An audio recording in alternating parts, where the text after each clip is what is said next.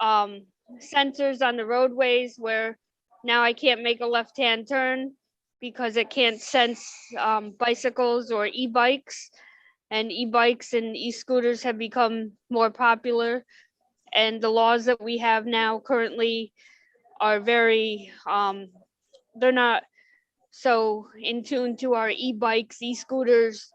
They're more for motorcycles and motorbikes, and they're not for e-bikes. And I think that's gonna be another obstacle and hurdle that's gonna come up in the legislative process and stuff that we're gonna have to overcome. And I live in the town of Half Moon and right next to Clifton Park, and it's very hard to travel from one municipality to another.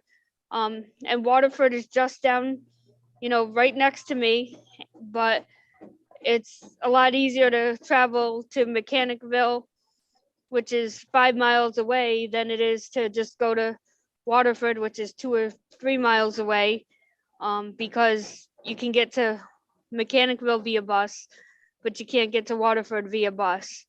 And the buses are meant to take people from Clifton Park to Albany for the state workers, and it's not meant to go vice versa.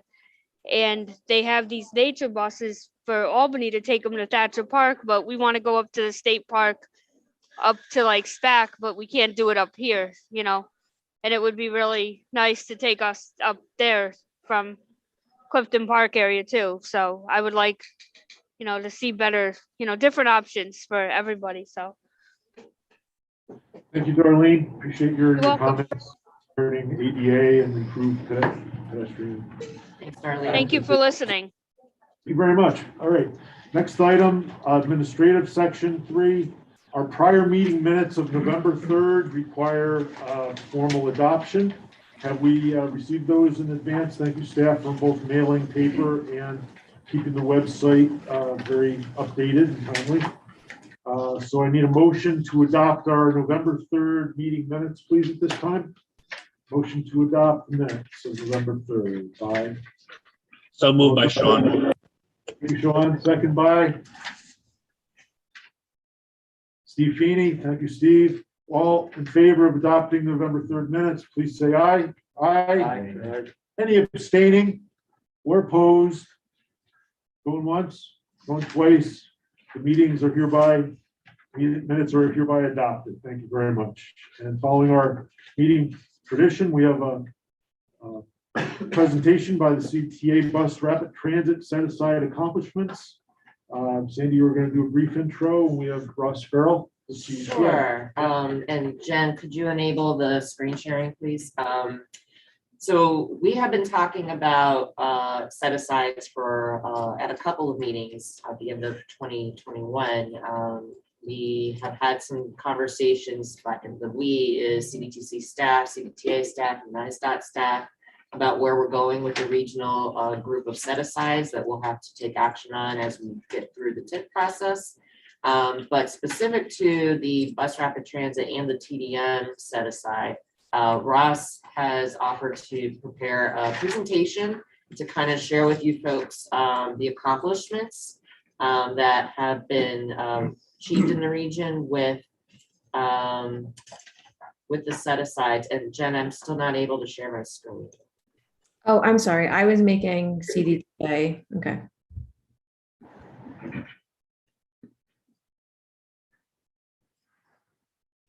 Thank you. There you go.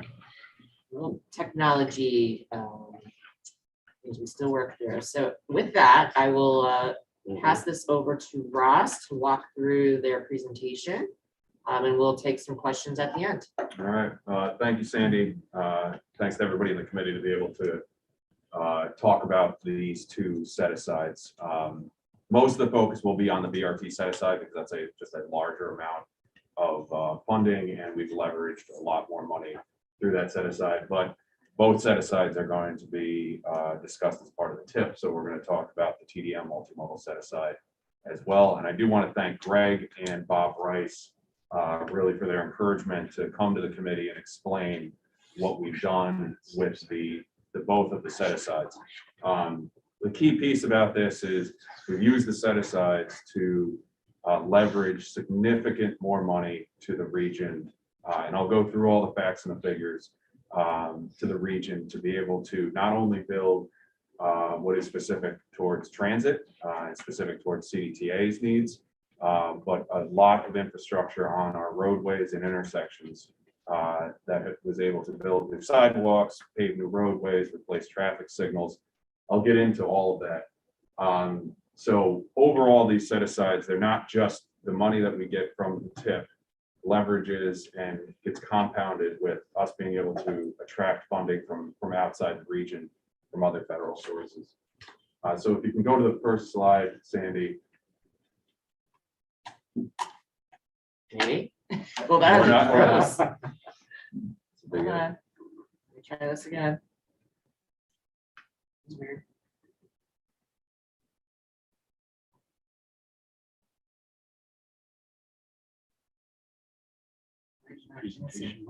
Maybe. Make sure I'm selecting the right screen sometimes. Maybe more than one slide, Ross. Let's try this one. Yeah. One slide, nice work. I don't know if you We're want doing to. the trial run, the trial one. There There it we go. goes. All Hopefully right. everybody online can see it moving forward. And then click one more, because Sure. I forgot to embed the fonts, maybe another one. There we go. There we go. Forgot to embed the font, so we're gonna have some fun with this as we're moving along. The first thing to talk about is the BRT set-aside, that's RG 131. Both set-asides were created 2 TIPs ago, so basically back in 2016. We've used the BRT set-aside mainly for what is called product development activities. So basically that is design and engineering, environmental clearance, and the initial phases of land acquisition. We've also used the set aside to match federal grants that are outside of the region, money that the region would not have been able to receive if it wasn't for the BRT set aside, getting the product development activities completed, and then having some level of match for these sources. And I'll get into those in a second. The real number to keep in mind is that the BRT set aside over these 6 or 7 years and the projects that were created from them amount to roughly about $28 million. CDTA was able to use that money and leverage another $133 million for the region. Math, simple math here, and this is the tough part about the fonts, because this was bigger and bold, because it's really the key part of the presentation, which is for every $1 million the BRT set aside has been invested in. CDTA and our partners have been able to leverage $4.75 million. That is the number I just want to keep in everyone's head. I'm going to show a lot of graphs, a lot of charts, a lot of numbers. Just that is the key number to keep in everyone's mind. And that BRT set aside went to build the network that we have today. We have 2 BRT lines up and running. We have a 3rd BRT line that's under construction as we speak, and will begin operations in 2023. Next slide. Multimodal set aside, obviously a much smaller amount of money, but equally as important, as we were just talking about in Mechanicville, related to our flex service, and actually what Darlene was mentioning related to expanding service where she lives in Saratoga County. So the multimodal set aside, TDM multimodal set aside, that is used for CDTA to initially roll out new services. We have our bike share. It's been up and running for 3 or 4 years now. We've had Vanpool, which has actually existed for more than a decade. And we recently rolled out our micro transit service in Albany County as well as in Saratoga County. We'll be expanding it to more places in Saratoga County, which Darlene will be very happy to hear about. And then next year we will be rolling out our car share and our scooter program. Numbers on that one, just to keep in mind, TDM multimodal set aside is 2.2 million over this 6 or 7 year time frame. CDTA has then effectively matched that with $4.8 million to be able to roll out these services, and we'll be expanding those services, the geographic area, and the amount of locations that these exist. Next slide. So what are the funds that we're leveraging? There's really three main sources. There's FTA small starts. I think I've talked about this with the committee, but really briefly, what small starts is, it's the federal program that funds bus rapid transit lines. It funds final design and construction and everything that you need to roll it out. It funds stations, it funds vehicles, it funds garage expansions. But most importantly for this group is it funds roadway work. It funds new roads, repaving roads, new traffic signals, new sidewalks, new curb cuts, the list goes on and on and on. CDTA, when we put out a BRT system, it's not just about the buses. We need to have stations that are accessible. We need to have our buses be able to operate as effectively as possible on these roadways. So even though it is transit money, this transit money becomes roadway money when it comes into place. And I'll discuss how we do that. The next funding is really unique in the sense of, for New York State, and I don't even know where else, is from the Empire State Development. So Empire State Development has their Upstate Revitalization Initiative. If you remember, this is from years back. It was sort of that regional Hunger Games for $500 million. We didn't win, but we put together a URI plan. The Capital Region Economic Development Council put together a URI plan, submitted it. It wasn't awarded the $500 million or whatever number it was, but we had a basically a consolation prize for the region. The consolation prize can only go, this is the best way I can describe it, can only go to projects that are in the URI plan that have advanced. We were able to advance it because of the BRT set aside. Because of the BRT set aside, we were able to do the design, environmental, move the project forward so that URI money, which is economic development money, actually got transitioned into transportation infrastructure money. That again means more roads paved, more sidewalks, more traffic signals. That's very unique, and that's honestly the small starts number is much, much bigger. The URI number is around 7 million. But this is the one I guess I personally feel for CDTA the most proud of, because it's a unique situation where we showed to ESD the economic value of investing in public transportation. They agreed to it. And then that money, which would have been for economic development, specifically went towards transportation infrastructure. And then bus and bus facilities. This is a standard FTA program, which funds the expansion of garages in the fleet. That goes towards really any project, but obviously it has a highlighted focus on bus rapid transit. And the two FTA programs, the key part about this, these are competitive programs. There are many, many, many different transit authorities, different regions, different municipalities going after this money throughout the country. It is competitive in the sense that you need to prove that your project is ready to get built. The classic, it's got to be shovel ready. What that really means is, how ready are you compared to your competitors? Our competitors are other regions of our size and throughout the country. The BRT set aside has given CDTA the ability to make ourselves competitive and be able to attract these dollars, which I'll get into in a second, the breakdown of it. Another thing to keep in mind is Syracuse, Rochester, and Buffalo do not have bus rapid transit.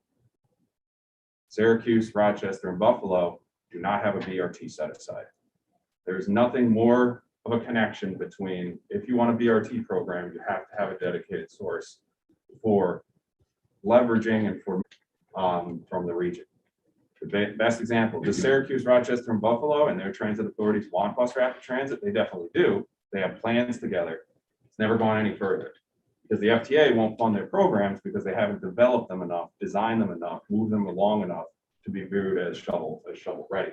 We have because of the BRT set aside.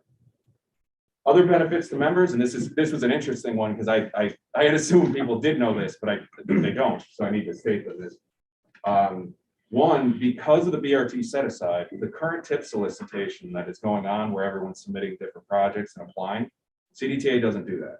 We just have the set asides. We don't have the set asides and then solicit for projects as well. So it's just that set aside money. So we're not competing, whatever remainder of the tip that is currently happening, and there's going to be lots of discussions on, good discussions about competing for that money. CDTA is not part of that because we realize the set aside money is what is provided by the tip. the other part of this is that the set aside money has to be drawn down into projects. So the planning committee, every single time we put together a project and how to use the BRT set aside money, we need a permission from this group and from the policy committee. So you have the ability to tell us, you know what, no, we don't want you to use the BRT set aside money for that purpose. And we've done that over the years many times, as you know, for approval at the planning committee. Next slide. So this one becomes actually, can you go one more, Sandy, and see it? All right, actually back. Very good. So if you look at the overall, and this is just a brief, we're going to talk about the total funding that's on the tip for CDTA over these 6 or 7 years, and then drill down into the BRT set aside. So the overall tip over the last 2 years has a number of different pieces that we've grouped together. The one on top is that it's an odd situation for transit authorities, but our subsidy for our operations the majority of that comes from the federal government. Because it's federal money, although it's for operations, it has to go onto the tip. So think about each one of your municipalities. If your money that you use to pick up trash, to plow the roads, to mow the lawns of the parks, if all of that for some reason was on the tip, that's just the case for CDTA, and that's the case for any transit authority. And that number honestly has not changed drastically for the last about, few years and even more than a decade. So if we want to get beyond that and talk about the capital money, what's on the tip now, those 3 programs, Small Starts, URI, and Bus Facilities, that all together is $120 million. The BRT set aside, again, BRT set aside plus its projects is 28 million. The TDM set aside is that 2 million we talked about, and then roughly about $13 million in other grants. So now we're going to sort of zero in on the stuff related to the BRT and multimodal. So this is just another way to graphically represent a ton of dollar figures, which really comes down to of all the projects that were related to BRT that are on the tip, what is the funding? So that 28 million we talked about, that's what's in orange. That's one piece of the pie, and it's a significant piece of the pie, and it's an important piece of the pie. But it's not the whole piece of the pie. All of that other money, especially the 120 million, came about because of the orange slice led to the blue slice, if that's the best way to explain it. On multimodal projects, again, I don't want to lose sight of that. It is smaller. It is the amount from the set aside versus the amount that CDTA contributes to operate these programs. Sorry. No, go ahead. Then, and this is just more information, is okay, how do we use what that number adds up to, the 162 million? How is that used in the sense of how it's represented on the tip and how it's been used when it's been constructed? Construction, that deals with anything that deals with roadway work, anything think about that's on the street itself. So that is the roadway work, traffic signals, the sidewalks. It is the shelters, it is the amenities. It's anything that's out on the street. Facilities is the actual expansions that we needed to do in our Troy and Albany facilities to house the additional buses that came in for both those BRT lines. The red is the vehicles. Vehicles obviously are one of the most important parts of a BRT line, and you can't run it without having new vehicles. And then the remainder is the right-of-way related to the construction that would be needed, and as well as the remaining is the 28 million. The remaining 28 million is designed for all of the rest of the project. Good question. Does that include construction phase engineering as well on the professional service? Yes. Yellow. So professional services is what includes construction inspection and CA, that type of stuff. That's why it's a big number. Yes. Yep. And proportionally, when you look at it, that's kind of proportional to any infrastructure project percentage wise. The use of the funds. So all right. So we talked about a lot. Now we're gonna get into, if there's people in the room, and it's fine if you are, that may not care about public transportation, may not care about bus rapid transit, although I want you to, and I'd love to have a separate conversation with you to convince you as to the value for the region. Let's just say that's not part of the discussion right now. Let's break things out into two pots. Pot number one is anything that is CDTA specific. Now, nothing is CDTA specific because we are a regional transportation authority providing regional transit throughout the region to all of your municipalities. But one can look at buses and vehicles, the garage expansions, and the actual shelters as themselves, as sort of assets that are CDTA owned and used. Okay, we'll put that off to the side. Now let's look at roadway improvements. $53 million. We'll go back to $28 million in BRT set aside. And even if you don't care about transit, we've been able to build $53 million of roadway improvements. That may be, showing this with the nice pictures there, new traffic signals, new pedestrian infrastructure, paving new roadways, and the list goes on. So even if you don't care about transit, the BRT set, and all you care about is roadway improvements, the BRT set aside is a massive return on investment for the region. How long, like miles of roadway, you said? Next slide. Oh, it's right there, Joe. Your timing was too good. Your timing was too good. There, that's good. Sorry about that. Oh, there it goes. All right. Gremlins, sorry. So when it comes to each thing is listed here, we listed it by county. Now remember, Saratoga County has one BRT line, one BRT station in Waterford. What I'm listing here on the side is everything that the TDM multimodal set aside has funded, and then everything else that has been built in because of the set aside. Traffic signals is by far, in a way, the biggest thing that we have done. There is to allow our buses to have transit signal priority, to allow people to safely cross intersections, put in pedestrian push timers, and the rest. We needed to completely pull out and replace a number of traffic signals, and many of which we've upgraded. We're going to continue to upgrade. The one example is in the city of Schenectady, which, and I got to put a little asterisk there, is this is for everything that was built since 2016 and is funded currently and will be built in 2022 and 2023. So the city of Schenectady piece is an upgrade to the BRT stations that exist there. And that's a great example of where a lot of upgrades to those signals are going to be video detection, which what we've heard from a lot of the municipalities are critically important improvement for traffic signal functions. I'm not going to go through each one of these, right? 7 miles of new sidewalk is a significant amount. The traffic signals, when you add them up, are a significant amount. I'm not going to go through each one of these, but the point is that these are all things that at some point each municipality or DOT would have to upgrade themselves. At some point, they're going to have to change the traffic signal. At some point, they're going to have to replace the sidewalk. All of that is now no longer on the municipality to do because CDTA was able to attract these funds to be able to do this work with the BRT set aside. Next slide. All right, pretty picture time. I'm just going to use some images of things that we've done. These are focused on the city of Albany. The biggest single location was on Washington Avenue between Lark Street and Dove, one of the largest blocks in the city. Think of this as just basically a complete reconstruction of the roadway. We paved the roadway, put in a mid-block crossing, new sidewalks, and obviously the biggest piece for us is the actual bus shelter that's out there.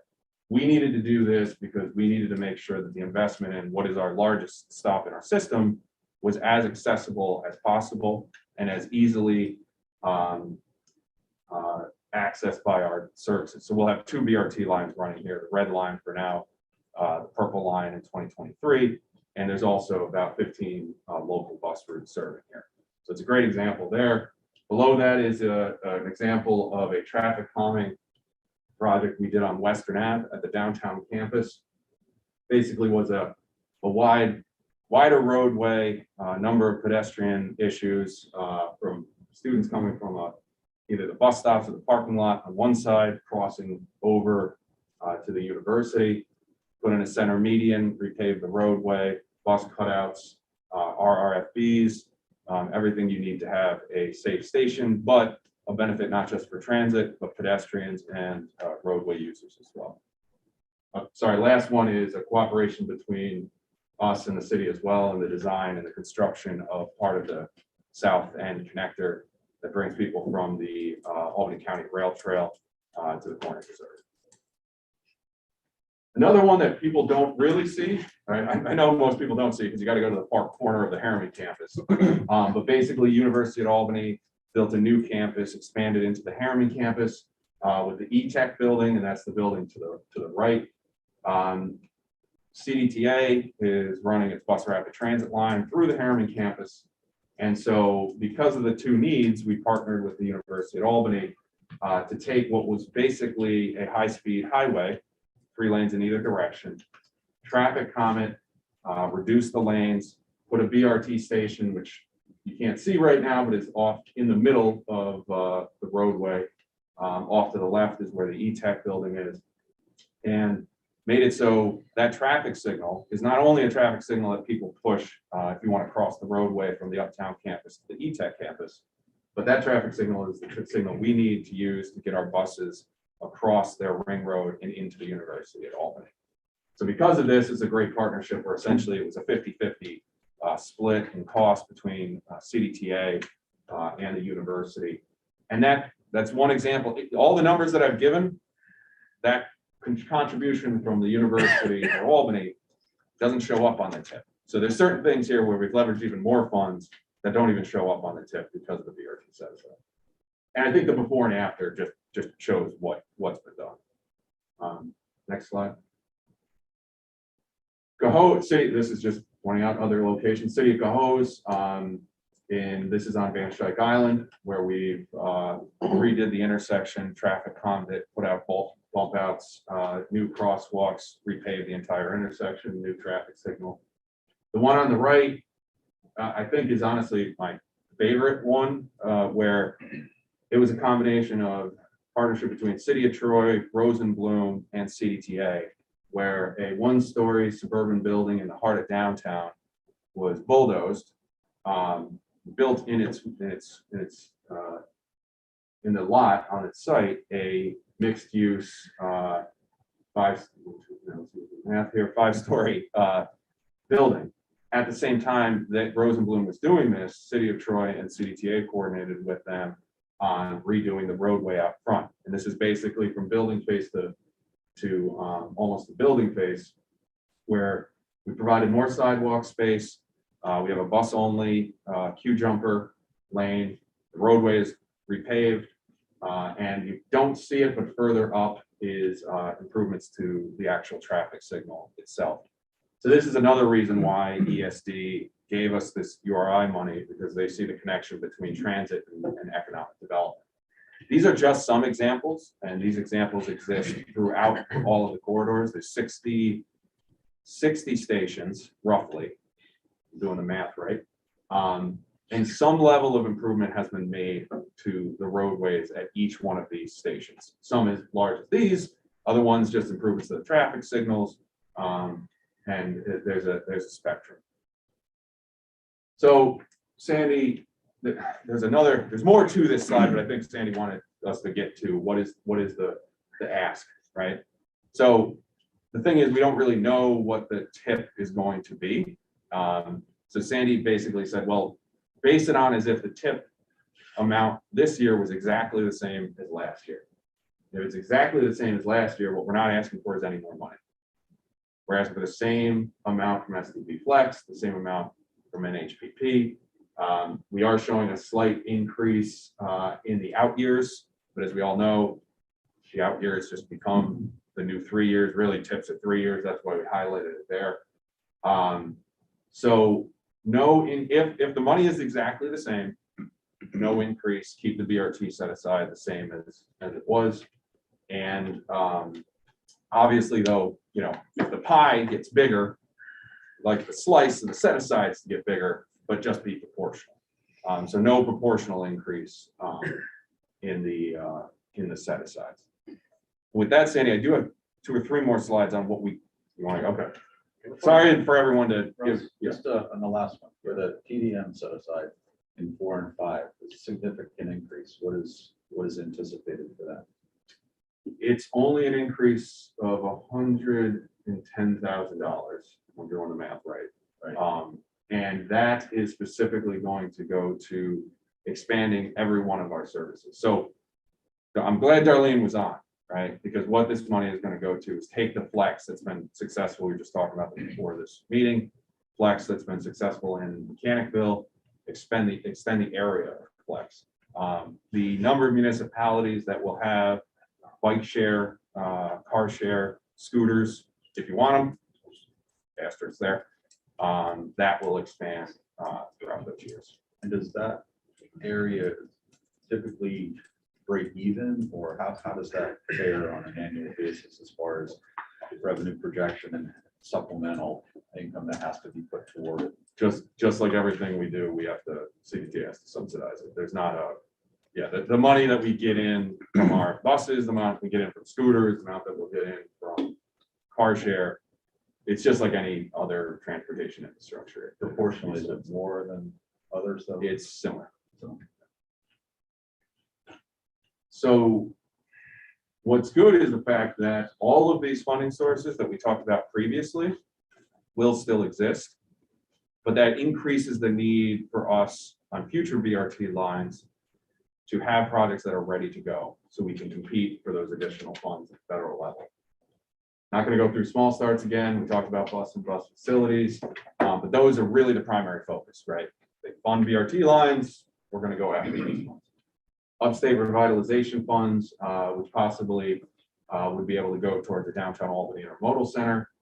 And then there's a number of other federal programs that we would be able, again, competitive programs where we have to prove that they are shovel ready, that CDTA can go after for bus infrastructure, station upgrades, things of that nature. So there's a lot more CDTA can leverage in the coming years than we even leveraged in the past. The next slide is what's happening in the future. So this is looking at 2022 and 2023. These are projects that have been approved, hence the reason they have a tip number next to them.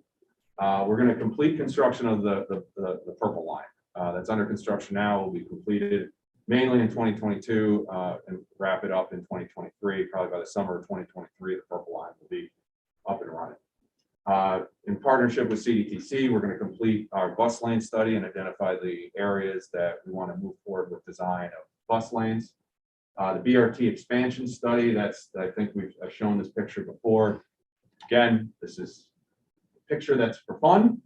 Don't get too excited. We have to do a study to determine if where we're showing these lines, the yellow, green, and orange, they do make sense.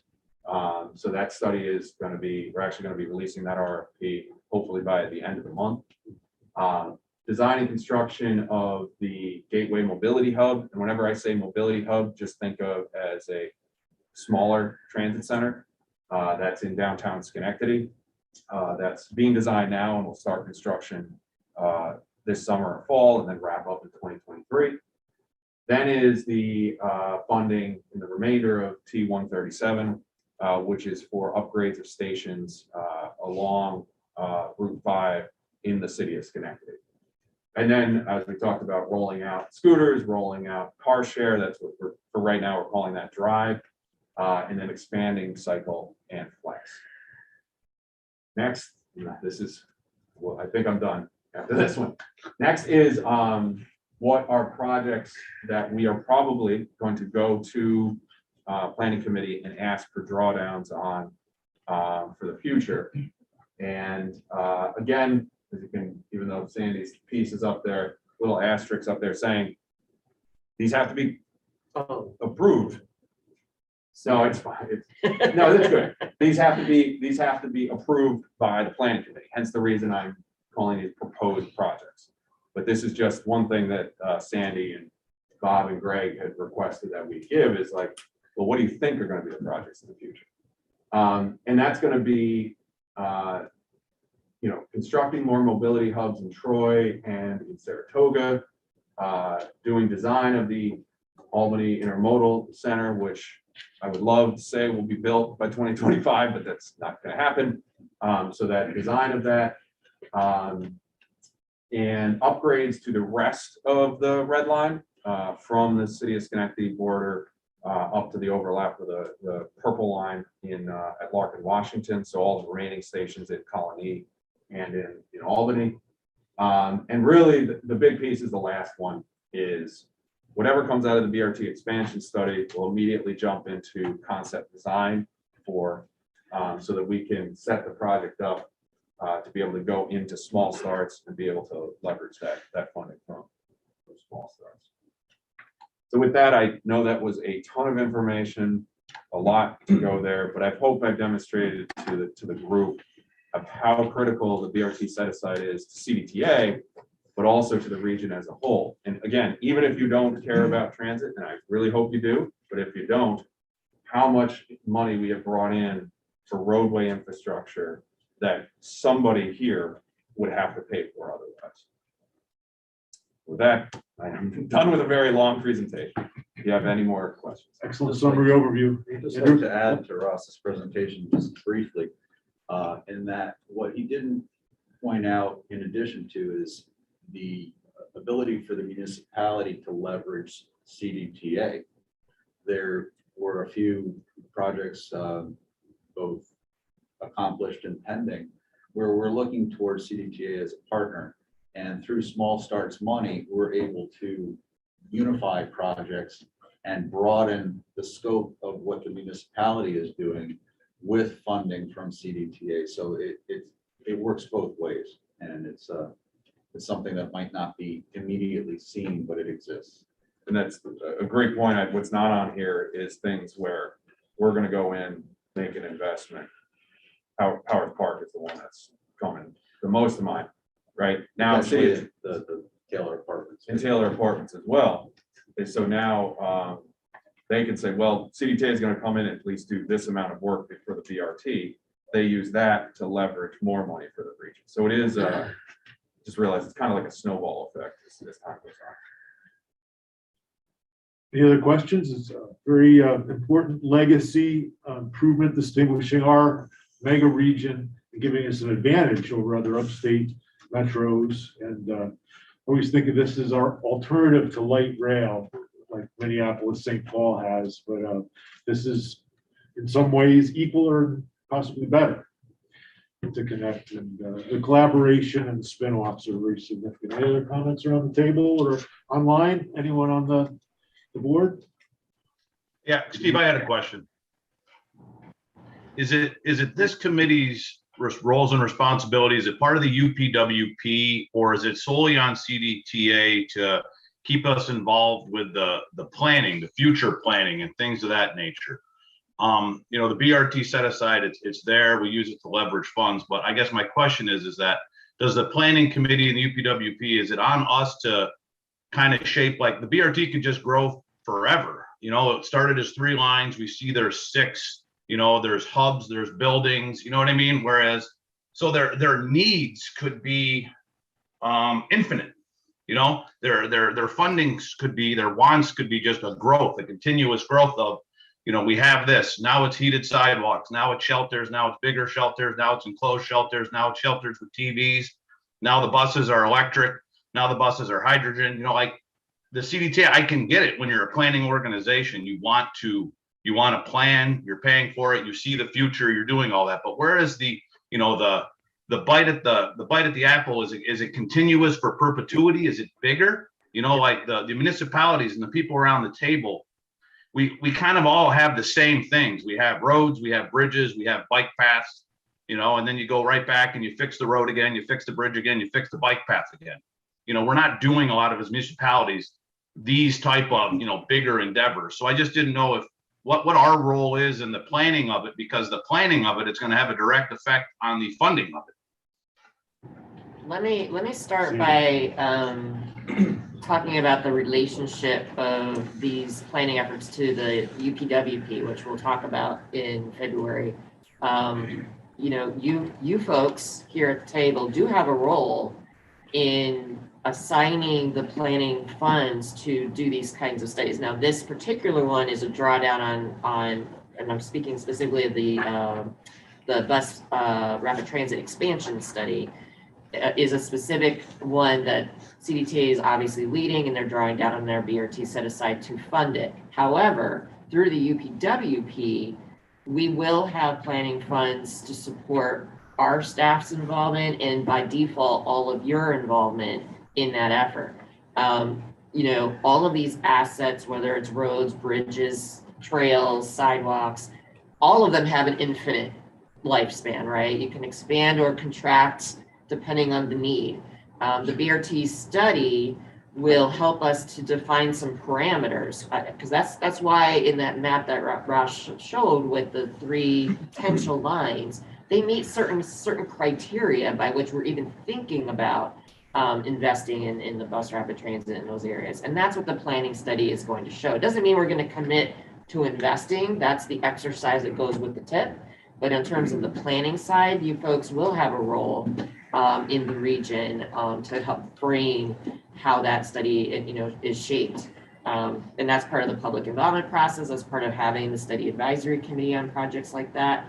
And you'll see when we bring the UPWP to you folks in February, there's a line in there about transit planning. And one of the bullets is work with CDTA on the bus rapid transit expansion study.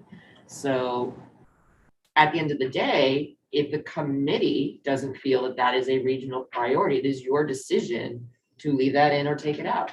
And that's part of why we wanted to have CDTA come and present about the regional set aside of funds today, because, you know, there has been some concern about a transit authority using federal highway money to do projects through our TIP.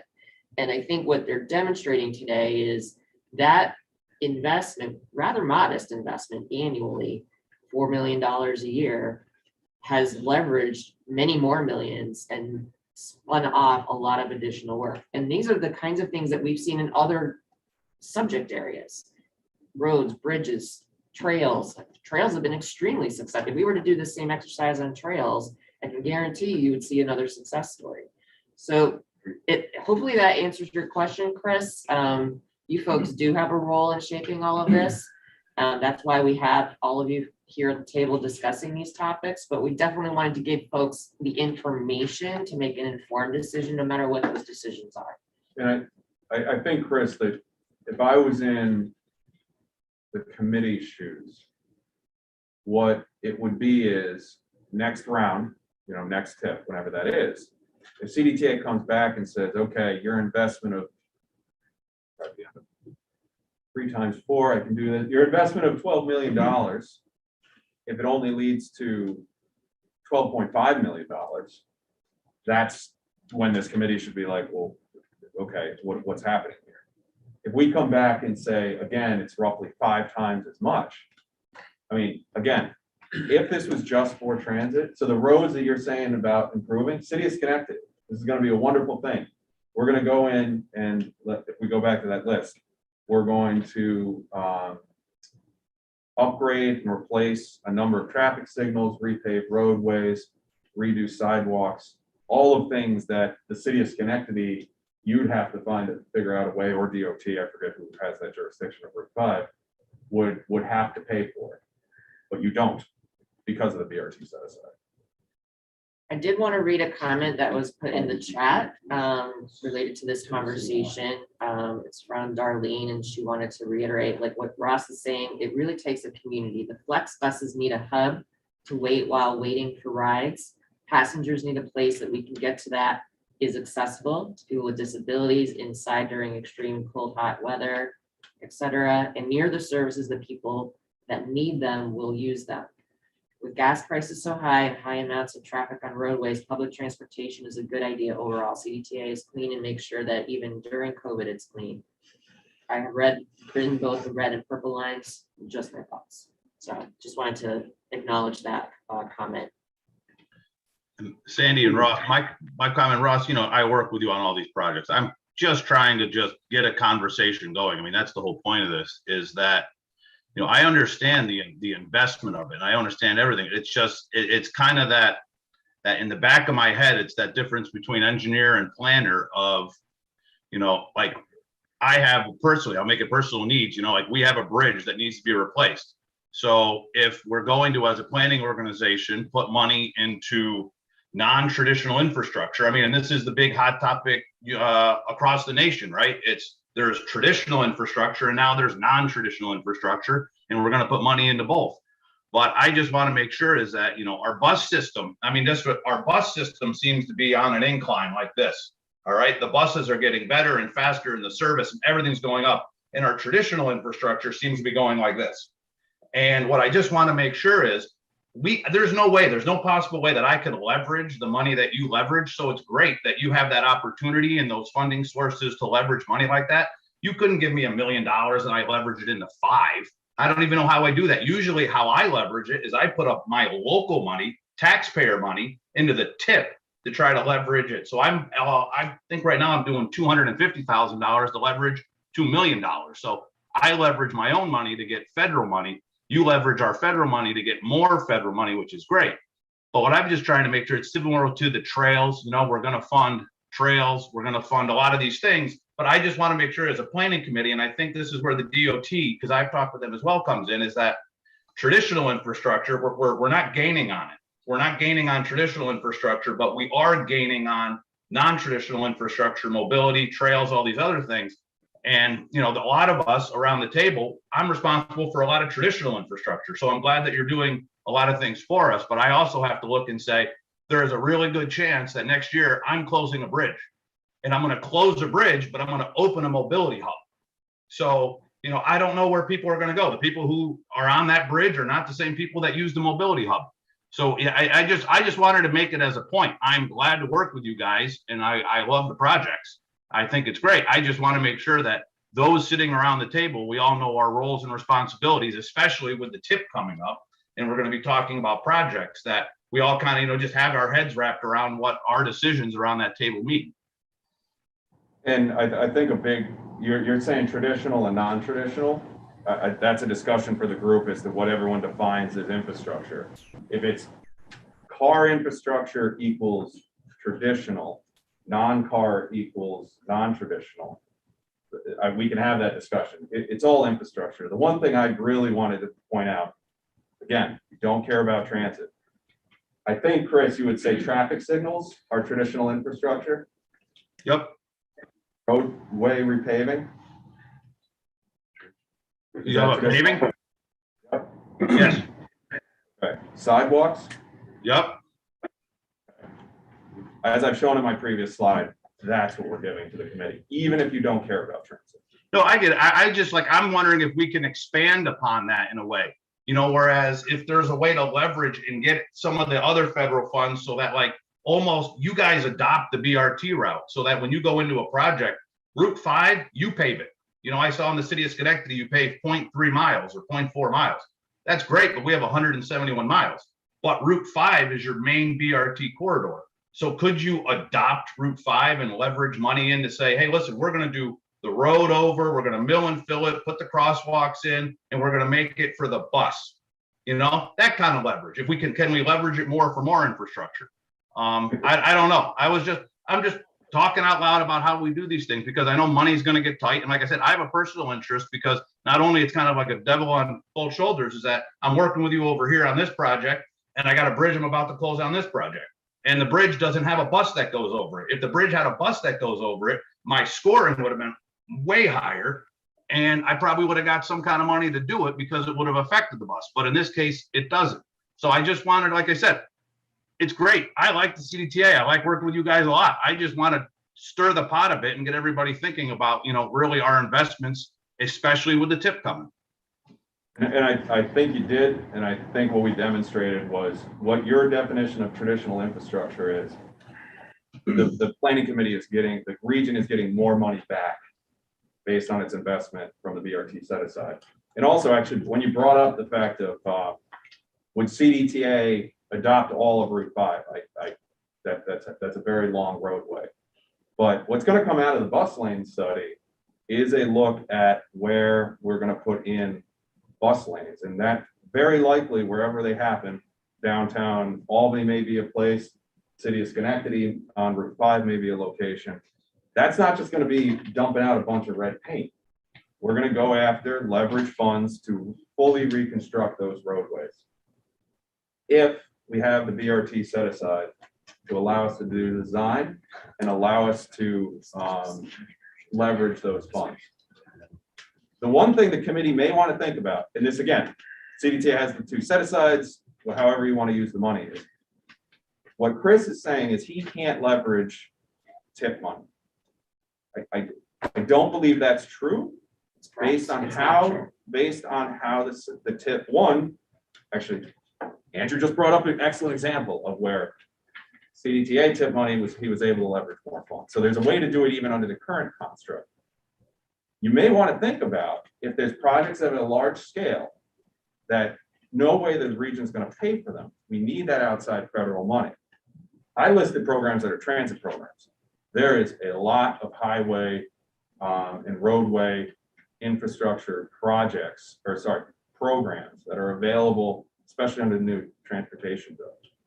What the committee might want to think about is how do you take those roadway projects, design them, develop them up to a point where then you are competitive to go after that funding from the federal level. So instead of saying the BRT set aside, I don't fully know what you're saying, Chris, but that's I think we're okay with that. But if what we're demonstrating is BRT set aside leverages almost 5 times as much money, there's no reason there can't be something set up, and Sandy, you can tell me if I'm wrong, there's no reason something can be set up for roadway projects. Yes, absolutely. I mean, there's a number of federal programs that, Tiger was one we tried to apply for some projects and it didn't work out, but they're in this new legislation. There's a number of competitive programs. And I've talked to CDTA and NISDOT about the role CDTC can play to prepare sponsors to go after these competitive grant programs and be competitive. There's a reason why CDTA was named the best mid-sized transit, authority in the nation 2 years ago. And because they figured that out. I think there's opportunity in all of these subject areas, all the functional areas of transportation to do the same. And I think that we haven't tapped into that as much as we could. So these are things that we need to think about and figure out how to best achieve. There's a lot of unknowns right now, as we all know. This legislation just came out. There's a lot of guidance that has to be created. One of the things that you'll see in our work plan for next year is monitoring and reviewing all of that guidance and that's why I went to a 1-year UPWP, because I knew we were going to need that flexibility to adjust based on these new programs that are all coming out. So, we hear you, Chris. I think there's others who have the similar point of view. There's a concern about the needs in all of the functional areas of transportation and striking that balance with everything. But I think there's more opportunity than we realize to at least be competitive in these federal grant programs on the bridge and roadway side that we haven't necessarily tapped into in the past. We do need to move on. It's already 10:30. Bob, I'll give you the last. I'll give you the last point here, and then we'll have to move on. I appreciate that. I want to thank Ross and CDTA folks for putting together that sort of discussion. Conversations we had with that, a lot of new members around the table at both the Planning and Policy Committee, and, being the sort of bigger players in terms of use of the federal aid, both DOT and CDTA, that it was worth the discussion. We didn't want to have, to Chris's point, we didn't want to have a backroom conversation about set-asides again and, DOT block for some preventive maintenance stuff. I think we're actually going to take the stage at the next meeting to talk about some of our preservation funding and the background of that. So I think this was a good start. I mean, I think Chris has a valid point. Unfortunately, this is all competing against, a backlog of pavement and bridge needs, and nobody's discounting the benefit here, but that's sort of the responsibility of us around the table to sort of try to make it work the best that it can. And it is a valid point, Chris's point about the set aside that helps leverage. It's certainly, you need to have things shovel ready with most of these federal solicitations nowadays, which involves a design approval and an environmental determination.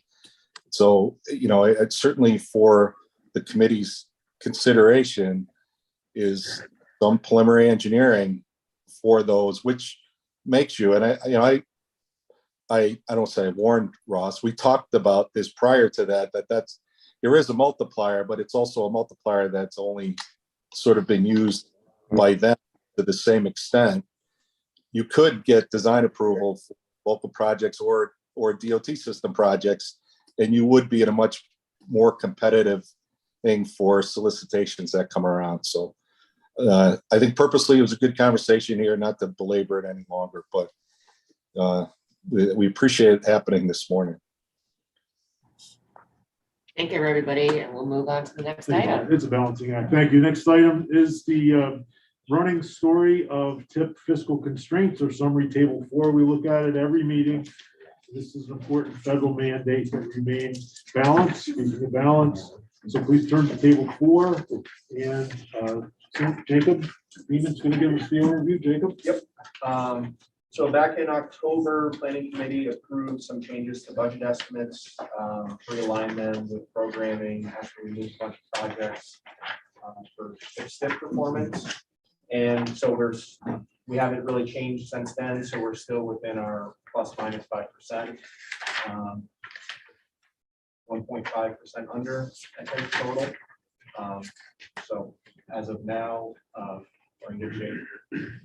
The thing I would like to point out on this slide is by fund source. So if you pay attention to the total column at the end of this table, we have programming capacity in the National Highway Performance Program, which of course is kind of limited to assets that are on the national highway system, right? So your interstates, your larger principal arterials. However, when you look at the STP fund sources, which are more valuable for some of the projects that we were just talking about that go beyond just paving on interstates, for example, we have a deficit in those fund sources. So I just want you folks to keep that in mind as we move forward, because all of that will play into the availability of what the programming capacity is going to be when we get into the TIP project selection piece. And I hate using the words project selection because we use it in a different way, but come up with a better term for when we pick projects to be added to the TIP. So I just want to make that point. Is there any new FHWA correspondence to report to the committee, Sandy? Not with respect to this topic, no. Very good. So we are in balance for the 5-year period. As noted, it is dynamic and will remain dynamic. So stay tuned and we'll move on. Action items. First up is the nomination, election of officers.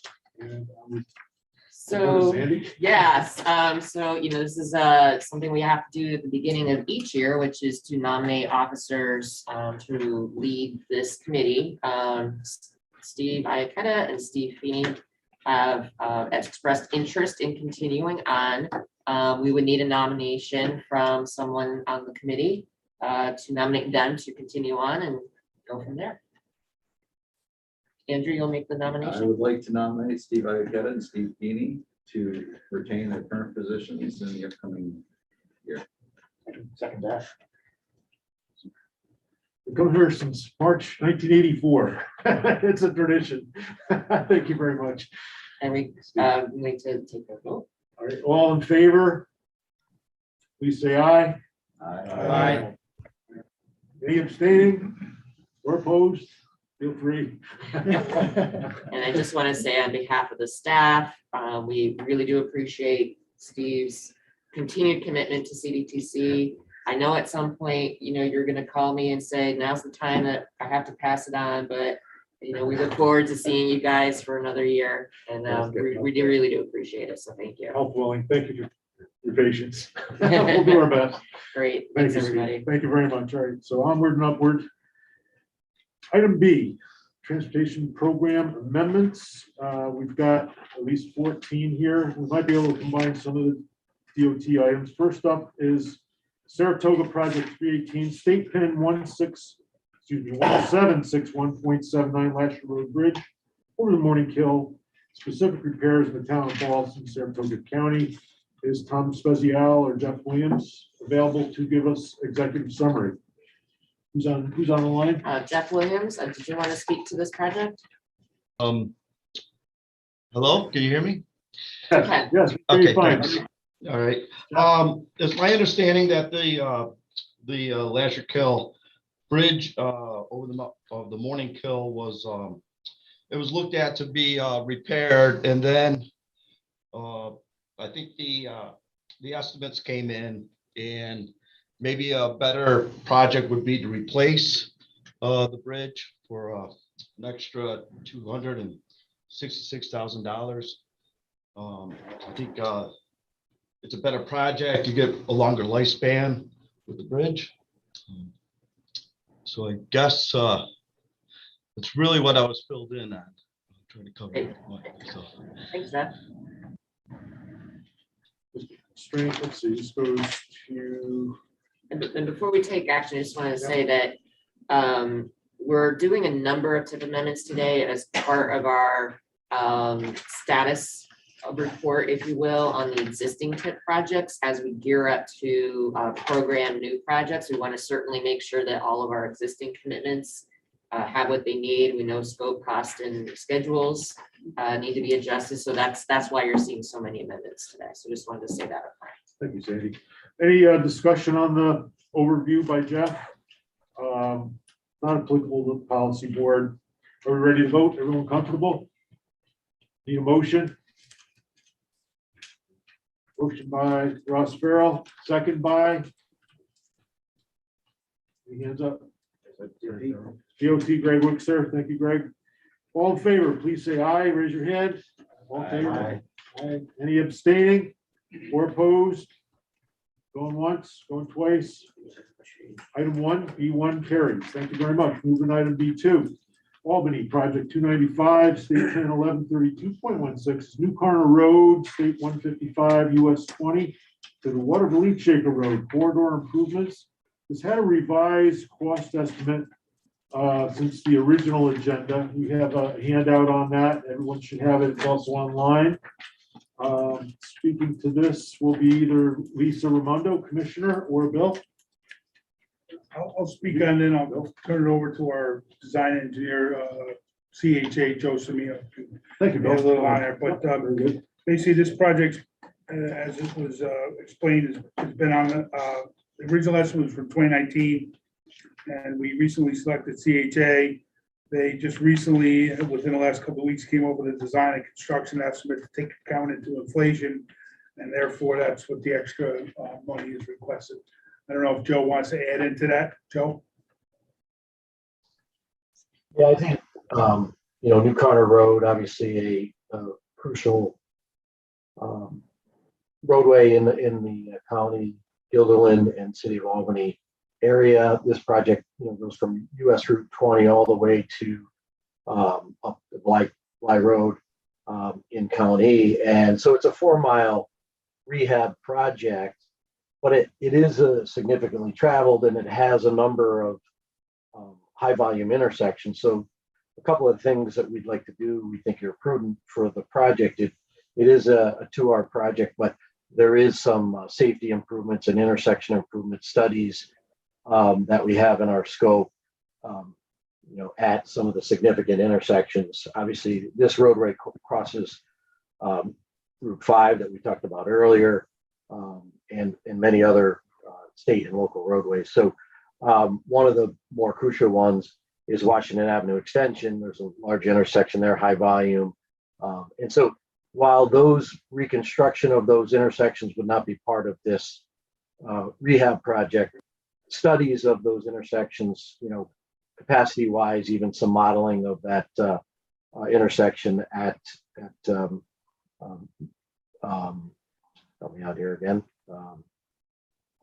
Washington Avenue Extension, excuse me, will be part of this. The other things that, just to briefly mention that have come up that we think are prudent, there are a number of culverts that cross this roadway, and we want to do some video investigation of those.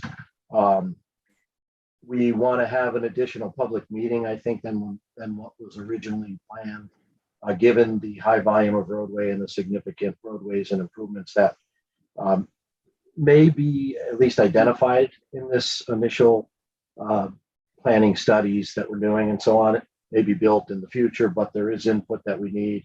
And then also there are two bridges that cross over. One crosses over the thruway and one crosses over the railroad, and they have some issues with their approach slabs and so on. So a number of these items showed up, as we kind of dove into this, and they also add to the additional ask. So thanks, Bill. Thank you, Joe. Thank you very much, Joe. Any questions on this? In summation, it appears the budgets have changed since the original estimates in 2019. Supply chain or noted issues for all Does projects. this project include, I know it's a small item, but multi-use path that's been discussed that would connect We are Washington looking, Avenue extension to the side roads yeah, there? we're looking at that. We're, as part of our Ward Elite Shaker Road project, we are gonna do a multi-use path from Sand Creek all the way up to the corner. We're looking at it here, like Joe had mentioned, the two bridges pose a bit of a problem because the shoulder's only 5 foot wide. Yeah. And we're not proposing to do expansion of the bridges in this project, but we certainly are going to look at that for future projects. Yeah, because I thought the path we had discussed was not, doesn't involve those bridges. It's just the section from Washington Avenue extension basically to, I'll say, the post office or the new Stewart's. We are going to. And that connects, it would Right, we keep are you gonna- off of the main roads and keep you on the. Proposing sidewalk from 20 down to Charles Park. Complete sidewalk by the post office through there because that seems to be a good generator for pedestrians. And we are gonna look at a multi-use path. That one short section. Yes. That route is also oversized overweight, a key oversized overweight route too. Are you guys looking at that as well? As far as what? Just operations, through the corridor for those types of movements? Yeah, unfortunately, there's no other way for those vehicles to travel. So, we do have the wide shoulders, which I think helps. But we don't have another way to allow those vehicles to get to I-90, except if they go over corner and get on Washington. Are you ready to vote? Any final comment? Good overview. Thank you, Bill. All in favor, please say aye. Aye. Did a Oh, motion, I'm sorry, motion by Randy. Randy, second by Adam Yagelski, thank you. I'm sorry, Justin. All in favor, please say aye. Aye. Any abstaining? Right, thank you. Any abstaining or opposed? Going once, twice, here none, carries. Did I hear an eye on abstaining? No, that was. That was before I said abstaining. Okay. It was before I Just said making sure. abstain. Sorry. All right, we'll keep it smooth. All right. I Thank want to you. thank the committee. Thank you very much. Thank you, Bill. All right, item B3 is City of Albany 593 State Pin 1761.63 is Henry Johnson Boulevard, Sheridan Avenue, Livingston Avenue, Bill and Phil overlay, and Randy can give us the executive summary. Randy? Yeah, this is pretty straightforward. This doesn't happen very often, but we're actually asking for this project to be removed from the tip. Oh. Just some outstanding private development, national grid work, a lot of uncertainty. The last thing we want to do is go ahead and do construction on a road and then a year or 2 years later have this, ripped up for sewer, water, gas work. So at this point right now, we're just asking for it to be removed. Thank you, Randy. That should be easy. Still needs a vote. So motion, please. Motion by Steve Feeney, second by Bill Anslow. All in favor, please say aye. Aye. Any abstaining or opposed? Once, twice, hearing none. It is hereby removed. Thank you. All right. Item B4 is Albany 599, State Pen 1761.74, Cohoes Avenue, Arch Street to the city line, mill and fill overlay. And Maggie Alex or the village consultant may give us executive summaries. Maggie, ready? Maggie? Yes, I'm going to defer to Ed Snyder from GPI. I believe he's present there for us. Yes, sir. Thank you very much. Ed. Go ahead. Thank you. Yep. Yeah, so as it's summarized in the explanation here, when the preliminary design was completed for the project, section of the road is beyond preservation. The pavement just can't be saved, so we're requesting additional funding to fully reconstruct about 940 linear feet of the roadway.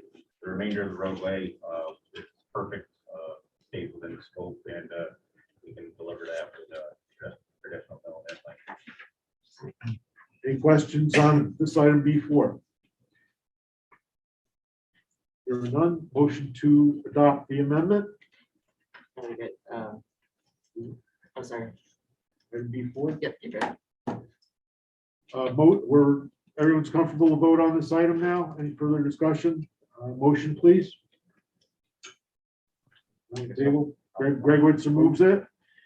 And second by Ross Farrell again. All right, thank you, Ross. Ready to vote? All in favor, please say aye. Raise your hand. Aye. Any abstaining or opposed? Once, twice, hearing none.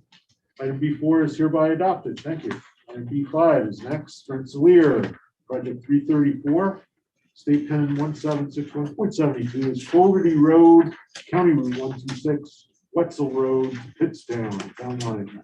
Also overlay. Presentation is Andrew Peterson. Or Joe. Joe Tluskin. Yes, yeah, Joe, hey, how you doing, everybody? Yeah, basically the county was doing another section of this road that was not federally eligible, so we just decided to do it on our own funds, so we just would like to take this off. Very good. Thank you, Joe. Yeah,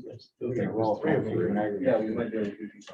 Oh, I see. So Rensselaer Project 336 is next, and then Rensselaer 337. You want to do an overview of those two? We can do it as an aggregate if that's pleasure of the committee. I'd be happy to, yes. Thank you, Joe. Take it away. So let's, 336, that's for River Road 120. Since it was less than a mile, we were in the neighborhood, so we just did it. So we'd like to take that one off tip. And then tip project R337. Snyder's Lake Road. Yeah, we just couldn't afford to wait another year. That road was in really bad shape, so we went ahead and just did a county funded mill and fill, which turned out very nice. People are familiar with the area. We'll be doing Pershing Ave this year. So anyways, well, yeah, we just want to take that off the tip. Let's see. Thank you, Joe. Good to see you at the table. And so these three items need a vote in aggregate. We're doing items B4, B5, and B5, B6, B7 for the three Rensselaer tip deletions presented by Joe. Motion to adopt these deletions, please, by Bill Anslow. Second by Andrew Kreshek. All in favor, please say aye. Raise your hand. Aye. Any abstaining or opposed? Going once, twice, hearing none. Three items are adopted. Thank you, Joe. Thank you all. Just a point of the issue, those retractions. It does send up a notice that there is some difficulty to expediently deal with smaller projects. And if that can be looked at in the upcoming year, as far as helping the smaller projects and the set-asides get a bit more streamlined if possible, so that they don't have to go through as intensive a scrutiny as the larger projects, it might be helpful to getting these projects actually done. I mean, we're happy to look at it. You know, as you all know, around the table, federally, it's the most complicated, difficult source of funding to use. So there's a limit to what we can do. Maybe DOT can speak to that a little bit more. You know, the way to make that efficient is when, you know, if someone does get a few they combine them, and then it does become efficient. That's actually how DOT handles a lot of small projects. We put them all together and put them out, but. For the timing though, it can be an issue. Oh, And I for just sure. want to recognize on the record that it is an issue and will continue to be. For sure, and yeah, federal aid's tricky, and there's basically a base cost of any job to just get it done. You know, it's challenging, I know. Well, it's been successful in the past with these, and just these timing of these happen to monkey it up, it sounds like. Yeah. I told myself I wasn't gonna say much my first meeting back, so I'll keep it brief, but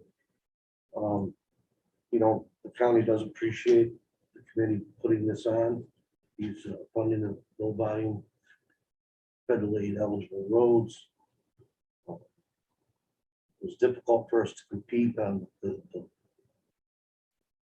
one half of the scale, if you will, so we had to say we're doing it design in-house, which totaled $4,000. I don't think I could hire a consultant in this room or out there, and, you know, for that to go and put together a design report, a set of bid documents. And also, I had to use unit costs, which didn't apply to us. I mean, for example, on the Snyder's Lake Road, we had $580,000 for construction. We did it for $280,000, you know, a vendor. To Greg's point with balance scales, I mean, we'll do it if the roads are together, but we got one up here, one, you know, we've got mobilization in each one, so. Again, we do appreciate this little pilot program, if you will, to try to get, help the county be more successful, competitive. I didn't submit a tip application, and we had one on there that's been on there for years that it's just, I feel like I don't belong here in this particular committee. You know, I feel like I'm more like a Washington County, Warren County, where we just kind of get a little piece. We do what we can do best with it. You know, I have really no interest, no offense, in buses or mobility hubs or any of that. But I do have appreciation for people that need that stuff. So with that, yeah, we just decided to do these, you know, see, try to do it more. See going forward, come up with, so. Thank you. Not gonna go away with it. One strategy I've seen that others or anybody can use in the future is getting design approval for a group. If you have the same family of projects, if you don't want to bundle them for construction, you can bundle them with design approval in one document. We do that too, and it creates some efficiency for simplified stuff that doesn't have right away. Although, you know, another ways of efficiency for future simplified projects. Thank you. I appreciate your comments, It just, Joe. the And county did resurface over 70 centerline miles of road last year with in-house and all our vending partners. Of course, the county executive recognizes the need of, you know, maintaining standard technical infrastructure, which everybody needs to get to work, school, whatever, play. What was the cost of that? Just curious. It's a lot of paving. Yeah, we dropped price, geez, 160,000 tons of asphalt. I want to say it was around 8 million altogether, something like that. Did you mill or did you just overlay? Everyone was different. We, you know, we did mill and fills, we did overlays, we did recycles. So it just which was applicable to that particular road. One paving contractor? No, then we'd never get it done that way. No, we got a road ready. We said, all right, you know, go and do it. If that person couldn't do it within a couple of weeks, we went to the next one, you know. Just how did you bid it? Well, put it out the bid. Big contract. Excuse me. That's a big contract.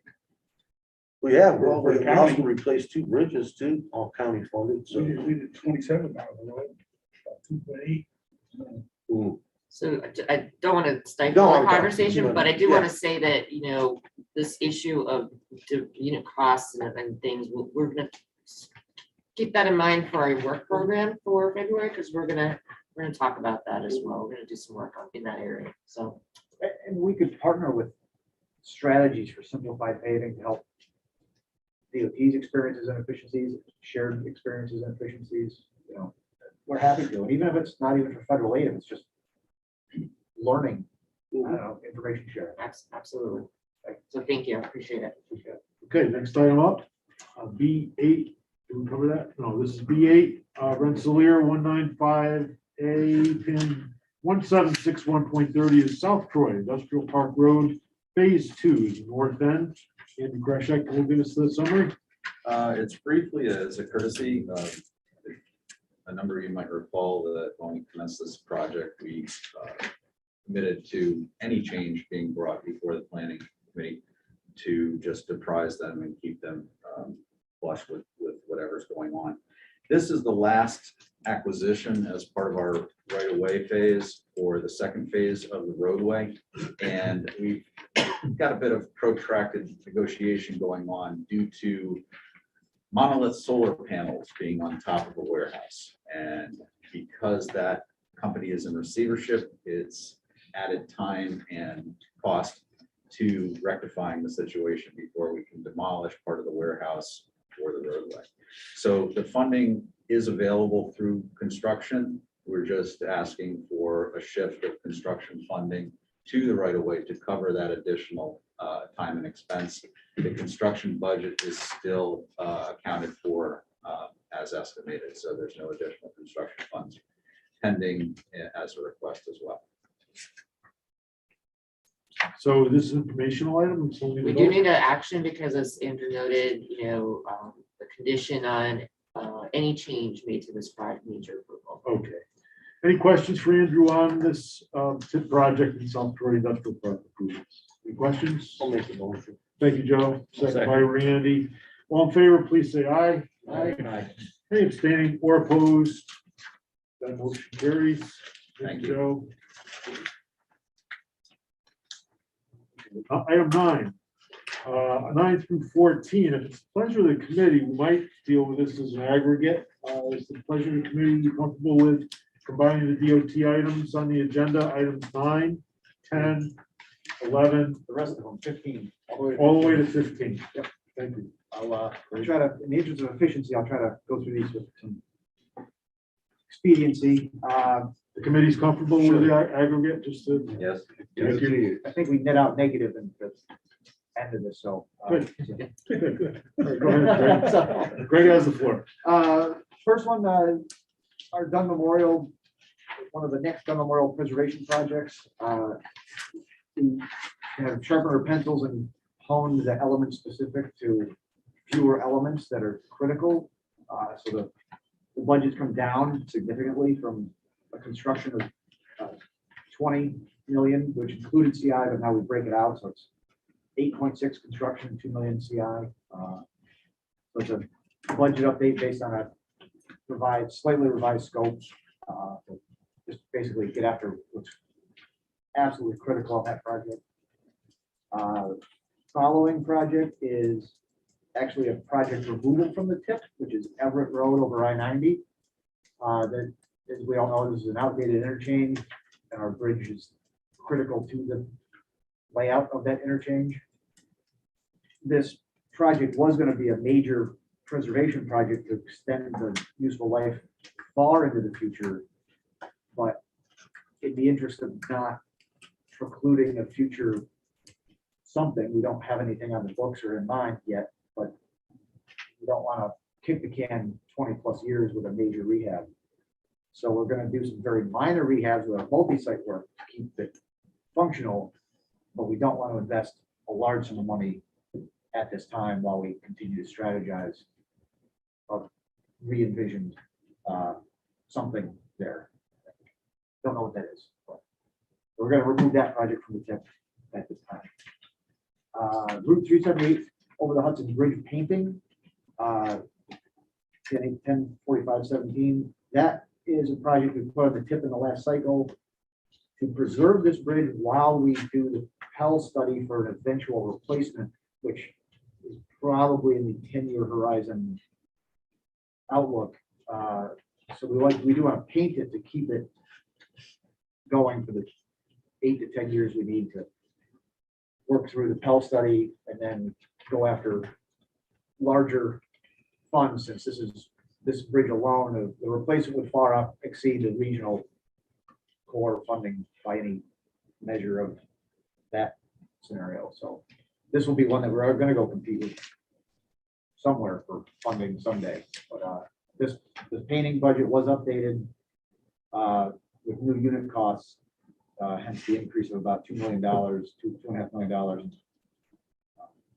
of an increase to paint that bridge and keep it preserved. So that increases more the global economics of the paint. Yeah, Yeah, paint unit prices are, I know. Yeah. It was unbelievable. If you can even get it. Yeah. if you can get it, yeah. So this is an update on unit prices. Keep that bridge standing while we figure out how to replace it. It's a 1930 bridge. See, 20s, 30, 31. Governor Franklin Roosevelt. Public Works project. There you go. Next one is out Rensselaer County Route 2 over Route 22. This is a interesting arch bridge that's low underneath. We're looking to replace it. There are some cost increases associated with this project as it's working through preliminary design. We've got some other drainage issues identified. The existing bridge is going to present some challenges in how we replace it in order to increase the clearance below and make something satisfactory for Route 22 below. Some cost increases associated with this, a little over $1 million. Following project is Route 67 over the D&M Railroad. There's basically some phase cost changes to this project. We've noticed that our construction inspection and some design phase costs have started to increase, so we're revising the phase costs accordingly to have better budgets going forward. The lion's share of the tip change here is the CI increase, which exceeds the threshold for planning committee action. And the next Construction project, decreases, what's that? the construction decreases is. The construction stayed, yeah, the construction stayed the same, really. So the number on the original 5.64 was construction and CI. So about 400,000 was CI. We increased Split. CI to $1 million, which is up to 600,000 increase. It's 20%. Yeah. That's what you see the CIS now. On bridge projects, we are. On bridge replacement, CI is up around $20. So it's big, yeah. Next one is pavement corrective maintenance from on I-90 from the Hudson River to exit 10. We're increasing the budget and CI accordingly. CI is closer to 12 to 15% range on this as a paving project, but we're also increasing the budget. We need to get after replacing our signage. The roadside large panel signs are long outdated in several of our corridors. So we're adding the signs to our paving projects as a matter of efficiency, but also to stay in compliance with the federal MUTCD guidelines. So this tip amendment is to add the signs to that project. I should also note, in the last tip, we did put a sign set aside on the tip. We're going to get rid of that set aside and put them into other projects. So we're going to lose one of the set asides later conversation. So that's the increase on the I-90 project. And then last but not least is 146 safety project at Clifton Country Road in Clifton Park.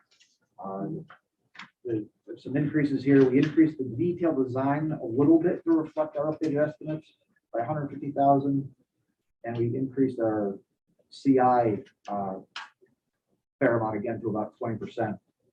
It was lower, about 10%. but the combination of the design and the CI increases pushes us over the threshold for action. That is the quick run through of our tip updates. If anyone needs to back up with any questions, feel free to hit me up. Good overview. Thank you, Greg. Questions and discussion on these 6 items in our agenda as B9 through B15. Good overview. Some detail was in the back. It's pretty well explained. Any discussion before we vote. Motion. Are we ready? So Ross, Andrew, second. All in favor, please say aye. Aye. Any abstaining or opposed? That's B9 through 15. Hearing none, it's all passed. Thank you very much. And moving forward, what's next? Let's see. Project roll. C, item C. Our TIP project roll in. Sandy's gonna walk us through, Jake's will back up. And what's our handout for, what's in our advanced agenda? Yeah, so Jacob, do you want to Yeah. jump in and I'll share screen as needed? Yep, so as many of you probably know, as part of our tip update, we like to get a grasp on what's going to roll into the new tip. So those are projects that are on the existing tip, and then also those projects that are going to roll off. So we've got 2 lists here. The first one, oh, do you have something? Just wanted to, I'll follow along. I wasn't sure which one you were starting with. Go ahead. So the project roll-on list, these are all projects on the 19th. Did you want to first talk about the tip project selection request and the revised? Yes. Let's Yeah, start there. So we do want to show you folks the impact of everything that you just did, and also talk about the project selection requests that were changed in this last month. So we'll start that. Yeah. So I guess this is back kind of to the amendment piece. In addition to all the 15 amendments, we also had 19 project selection changes that were requested. And so typically these, they don't require planning committee approval, but because of the number, we figured we'd roll them up and show them. So like I said, there was 19 in total. Most of these were just schedule changes. The one I kind of wanted to point out was something Greg and I were talking about earlier. The second one from the bottom, SA 335. That's really, after looking at it a little more, it's really not even a project selection change. We just have our internal data labeled wrong. This project was approved back in September, 6 million in construction funds, and it was a typo of 600,000. So we're going to be updating our numbers, but in the STIP, this project was previously approved. So, and then we have 2 tables that kind of roll up the total funding. So the roll up of those 15 amendments is actually a reduction of $10.5 million. So total cost decrease. There was an increase in STP urban programming. So that kind of goes back to what Sandy was mentioning earlier, that will kind of eat into, programming for the next step. But a total decrease of 10.5 million. And then the total financial impact of those proposed project selection changes. Like I said, most of them were just schedule changes. So there was, but a total increase of $385,000. That was, I guess, doesn't require planning committee approval, but included here more for information. So we just wanted to make sure you saw the net impact of all of those actions that were taken. Sorry to backtrack on you. The discussion at that point is continuing into the roll in. Yeah, so now to the roll on, roll off. So we've compiled 2 lists here. Again, really showing the projects that are going to continue on from the existing tip, and then the projects that are going to roll off because they've been completed. So the roll on list includes projects that have funding in 3, 4, and 5 of the existing tip. We've got a total of 59 projects and about 190 million, I think. Of funding that's going to stay on. 189 million. Want to point out that this list only includes projects with highway funds. You'll see there are a couple of transit projects, but those have those are kind of those discrete transit projects that are drawn down and only have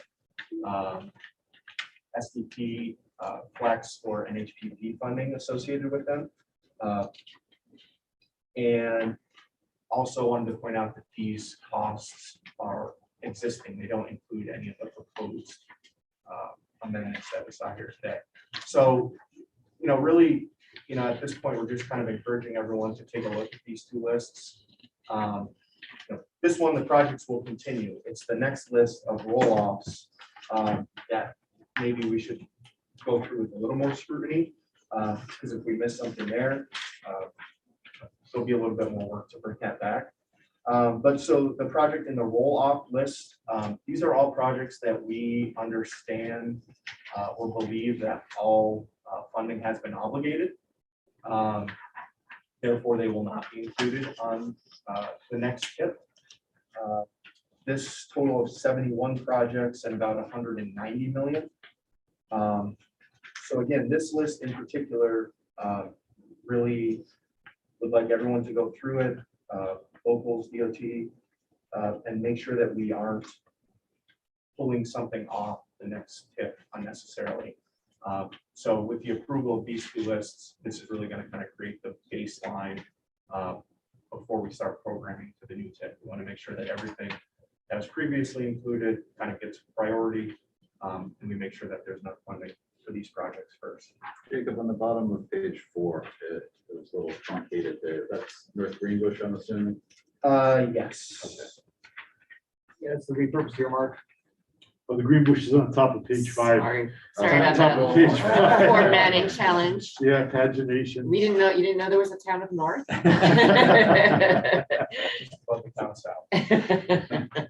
Sorry about that. Good catch. No, we need to look at this list one, and is our action today, we'll seal this Correct. removal forever? So we do need action today to remove these projects from the TEP, to move the to approve the roll-in of the existing projects with the changes that were made in the amendments today. So that's the crux of the action that we need. Yeah, and we also have the next table, which is the post tip. So I don't know correct. if we want to do them separately Do or them all together. Want me to speak to the post tip? I mean, I can quickly, I guess there's not a whole lot to it, but I guess, for many of you maybe that have been to all these meetings or, we've had the discussions on, what we might do with the post tip on the next tip, but this is really kind of separate from that and saying that, whatever's on the post tip currently, we just wanted to kind of do a refresh and see which one of those projects or which of those projects are still sponsor priority. So out of, I think there was 16 or 17 projects with funding in the post tip. We had 5 received new applications. So in the far right column, you'll see yes, project will be reevaluated. So anything that got a new application in this tip round, we will reevaluate, it'll compete. But if there was something on the post tip that we did not get a new application for, we're going to go ahead and assume that it's no longer a priority, and we will remove it from the post tip or what potentially will be the post tip in the future, depending on, I think that'll be a conversation for a different day. So we will want action on kind of each one of these tables, that we could do it in aggregate, but really the big piece is do a thorough kind of look and make sure that we're not unnecessarily pulling something off that shouldn't be. Was the post-tip table in our advanced agenda package? It was left out, I believe, of the agenda package. It was on the website, so we do apologize that it wasn't in wasn't in there. Let's take a look at what's on the screen closely for post-tip. If we're voting on that. Yeah, actually, I printed it out and it was in a separate file up there. I'm sorry. If it wasn't. Is everyone comfortable voting on this set of 3 tables in aggregate, or do you want to do them separately? Pleasure of the committee. Any thoughts? Aggregates fine. Aggregate's fine. And we looked at this list. The last list was a handout here. Post-tip list. Any further discussion? Are we ready to vote? Motion. Motion by Andrew Kreshak, second by Ross Farrell. All in favor, please say aye. Aye. Any abstaining or opposed? The tables are hereby adopted. Great, thank you. And that concludes action items, I believe. Into discussion items. Item 5 on our agenda. At 11:17, discussion 5A is the planning policy board and amendment schedule. Sandy. Yes, so this time, A and B are kind of together, so in the interest of time, I'll talk about both. First of all, with respect to the TIP update and how it affects the planning committee schedule, what we've learned from the main office of the DOT is that we've been waiting on the program instructions with the allocation, so we know, can start budget estimating by fund source. That information is not going to be available probably no earlier than the end of this month to us. Now, as you all know, we have a planning committee scheduled for February 2nd. It's entirely possible we may not have that information in time for that meeting, and we may need to bump the meetings out. So we have proposed sort of an alternative schedule here. Let me bring up the current one, where our planning committee, if we do not get the program instructions in time for the February 2nd meeting, we'll bump that February 2nd meeting out to the February 9th. We think part of what's happening is, as you know, we have a new governor. She wants to do a budget announcement first before these program instructions hit the street. As you might have seen in the State of the State address, there were some pretty big ideas floated. For our region, the 2 that struck me was a commitment to potentially fund the Livingston Avenue Bridge. And the second one that struck me was the increase in funding for the Bridge New York and the Pave New York programs, which she announced at that in the State of the State, those would become $1 billion programs each. Now, that all obviously has to go through a budget negotiation, but that does certainly impact the availability of funding at our table. So there's a lot of unknowns is our point. We won't have any idea of what our actual budget is here until those program instructions come out. We hope it'll come out before that end of the month. It's sounding more and more like it's going to be delayed even further. So we will have to ask, and I hope this works for everybody, to be very flexible in the month of February on Wednesday mornings, because we really don't know what the schedule is going to be. So ideally, we will have meetings. We did cancel the January 19th meeting next week because we have no work to do. So we could take that off of your list. We will plan on doing the February 2nd and the February 16th meetings. If we don't get those program instructions, we're going to bump both of those meetings out a week. And they would shift to February 9th and February 23rd respectively. We have a policy board meeting still March 3rd. I presume at this point, we will not have a complete draft tip for policy board review in March. More than likely, what we'll have to do, and this was done back in 2019, is have the policy board authorize you folks, the planning committee, to complete the tip development process, approve a tip for public review. That would allow us to maintain our 60-day public review period, which would then happen at our April 6th meeting. I put in the schedule, as you see, on March 16th, if necessary meeting. Again, we don't know how long the programming process will take, if there's more debate and discussion. We will certainly streamline our meetings to make sure that this is the focus, so we're not sitting here like doing 9-hour marathon meetings. But again, flexibility is going to be the key word. I wish I could be more, you know, committed to the meeting dates and times, but unfortunately, it's just not playing out that way. And Greg, if there's anything you'd like to add from the department's perspective? So as at the regional level, we're also Frustrated?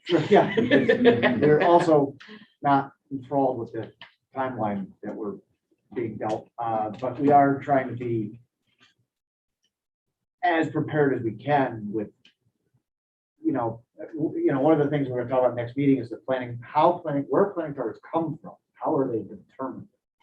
And, as part of that, we're going to, in the background, we're taking what we understand to be the regional targets, because they're still subject to change.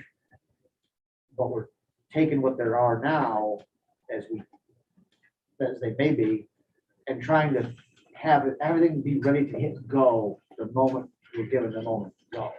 We're not going to wait for everything and then go, oh, now we need another week or two to figure this out. We're going to be ready to just push the go button when we're given the go. So we're trying to be as nimble as we can to keep this moving forward. To that end, we're going to be in constant communication as February approaches. I hope that is enough. I wish I had more. It's out of all of our hands, frankly. It's really at the highest levels of the state right now. I can tell you from sitting on statewide directors meetings for my sister agencies, folks are nervous, just about timing, the ability to actually do the work that needs to be done. Some MPOs haven't even haven't even solicited projects yet. Thankfully, for better or worse, we continued with our plan and we're in a position to move forward the minute that information is made available to us. So I think we're in good shape to move forward. But timing is everything. And I fortunately with the Zoom and with hybrid meeting formats, it might give us a little more flexibility to maintain our quorum. Because that's always my biggest concern, is just making sure that we have the folks who can take the actions in the room. Or now virtually. So, we do have some options with that. So we wanted to alert you, it's going to be changing by the week, by the day in some cases. Please bear with us. It's beyond all of our control, as I said. And if you have any questions about the schedule, let us know. I did want to talk a little bit about, we did the step today. Oh, sorry, go ahead. Just a typo there. The May 1st is Oh. actually May 4th. Yes, I apologize. There is a typo. Yes, the one should have been a 4. So we will correct that on the online version of this. Thank you, Andrew. Some other things about the tip update. As we did the exercise today to address all of the existing commitments. So again, we're in a great position once those budget planning targets are known to identify the resources that we'll have available for programming. We're not in a position right now to share with you the list of candidates that came in through the solicitation by name and details. However, as you saw in your packet, I think we can safely share with you to give you a sense of what came in by project type, as we've categorized them here at the staff level, and how many applications came in by sponsor. So we'll start with the project type. As you see, the preservation versus beyond was an interesting result in the sense that we had 18 pavement preservation projects proposed and 11 bridge preservation projects. However, we had a larger number of beyond preservation proposals in the bridge category, largely because of replacements, and about an equivalent number of beyond preservation pavement type projects. We had a lot of intersection projects proposed as well, many roundabouts. We had quite a few, as you can see, the largest number of projects overall is in the bike ped category. A lot of sidewalk work, a lot of, not as much, I think it leaned more sidewalk work than trail, but a lot of sidewalk work in that. So that gives you a sense of the project types. The other beyond preservation project that came in is a request for a planning study. And we'll talk more about that in the future meetings. And then by sponsor, you can kind of see, not surprisingly, NISTAT had the largest number of proposals, followed by Saratoga County. Most of the rest of the sponsors, City of Albany had 7, Schenectady County had 5, and most of the rest of the sponsors had, 1, 2, 3, or 4, something in that neighborhood. So that's all I can really share at this point on the candidate projects, but just to give you a sense, this is less than we've seen in the past, interestingly. It's a different mix of projects when you see the proposals. There's some, we were talking earlier about traditional versus non-traditional. The state projects leaned traditional, I'll say. Everybody else, with a few exceptions, leaned non-traditional. So when we're talking about local sponsors and bridges and pavements and these kinds of things, it'll be an interesting discussion when you folks see the actual proposals. But that's what I can share at this point on the candidates. If we can start programming and get into that, the plan is at our February meeting, we'll start with the set-asides and resolving costs and proposed topics for the set-asides first. Then we will start working on staff will provide a framework for folks. We'll work with our partners to base it off of what's in our new visions plan. And, I know there's some new faces here at the table who might not have been part of the tip update in the past. Maybe for some of you, this might be a good reminder of how we do things here. So we'll give a little presentation about that, very short, but again, kind of just getting everybody on the same page. And then if we can start programming, we'll start programming. If we don't have any idea, again, that's why we've scheduled so many tentative meetings. You guys who've been around a long time know that it might take 1 or 2 meetings. It could take 3 or 4 meetings to work through it. So we'll do the best we can on that. Anything else, Jacob, we wanted to say about for the planning committee, and I'll talk about the sponsors next. No, I think that was everything. Okay. So as part of our plan here, we will be reaching out to all of the sponsors, probably this afternoon, if not tomorrow morning. We have evaluated all of the proposed projects. We wanted to share the results of your specific projects individually, so you could see if you had any questions. And the real goal here is not to sort of nitpick a point here or there, but the real purpose is, did CDTC understand your project and evaluate it properly? That's what we're really trying to get at. So we're going to be sharing with you folks, each individual sponsor, the score. We'll give you about a week to take a look at the scores. And if you have any questions, comments, feel free to contact me, Jacob, or Andrew Tracy here and our staff. We'll be happy to talk to you about them. We do have, the nice part about this delay is we have a little time to make sure that we've done our evaluations as consistently as we can for each project. So it gives us a little more time to, correct any mistakes that we might have made or clarify anything that needs to be clarified in the proposals.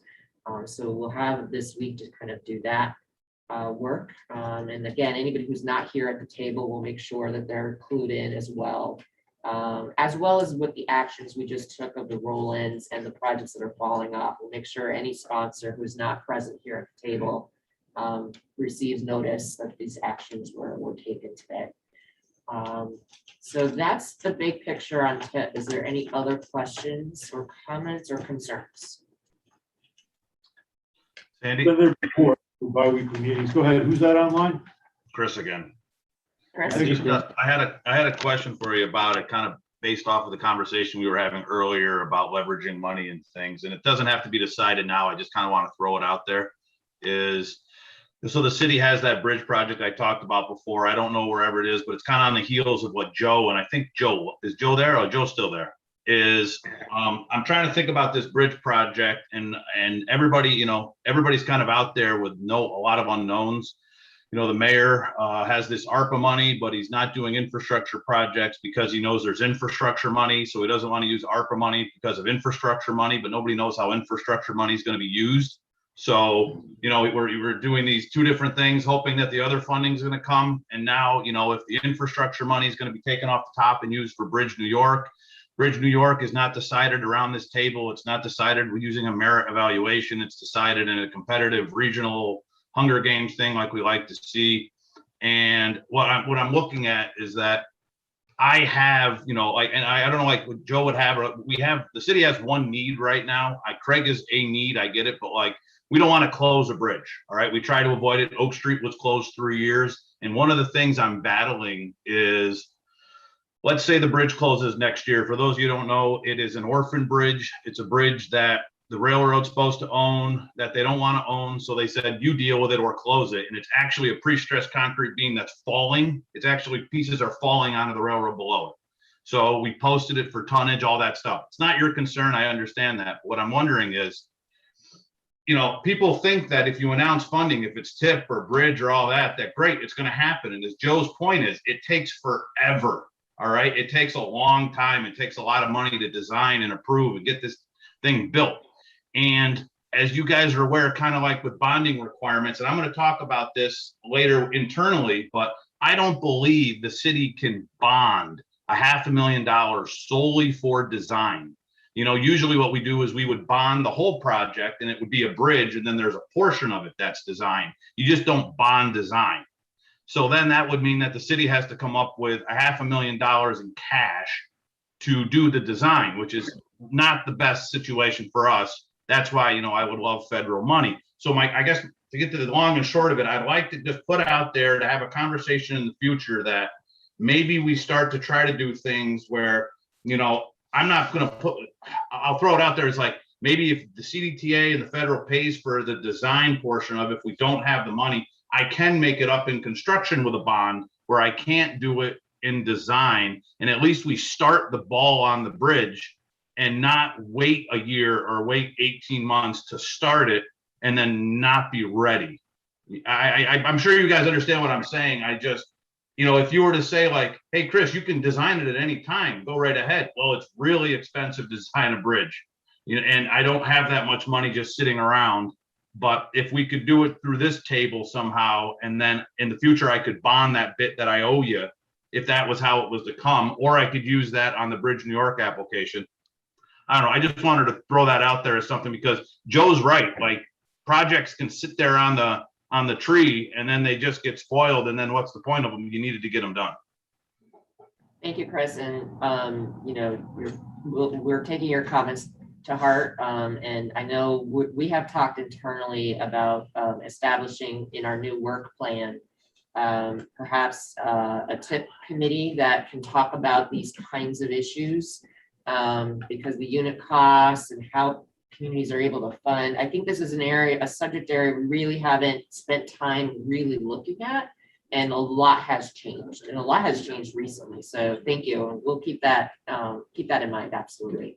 One thing that we are still digesting, because as the highway bills passed, federal highway bills to digest it and let us know what it actually means. But the 10-year PE rule appears to be going away.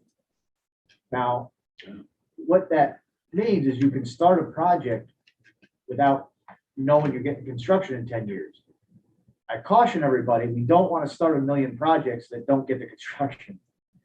But it does crack the door for starting to plant the seed on a few other projects that either A, very large projects you want to start on that you're not worried about a 10-year clock, but we want to be careful, but with the 10-year rule going away, it does lend the ability to use federal aid for preliminary design without the risk of paying it back if you don't get your project delivered.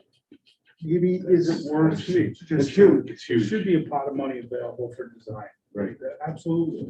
Well, should this conversation also be more limited to emergency situations? I mean, what we're talking about here is something that, closing a bridge, right? I mean, that's a different, it's a subset of all projects, right? And I think what we would need to do, and that's why we were thinking about establishing some kind of a tip committee, is to talk about what would be the criteria, right? If you have a bridge that's, functionally critical to your community that might face closure in a year, that might need to jump ahead of the line of something that's looking more longer term, big picture out there. So I think that's part of that conversation, absolutely.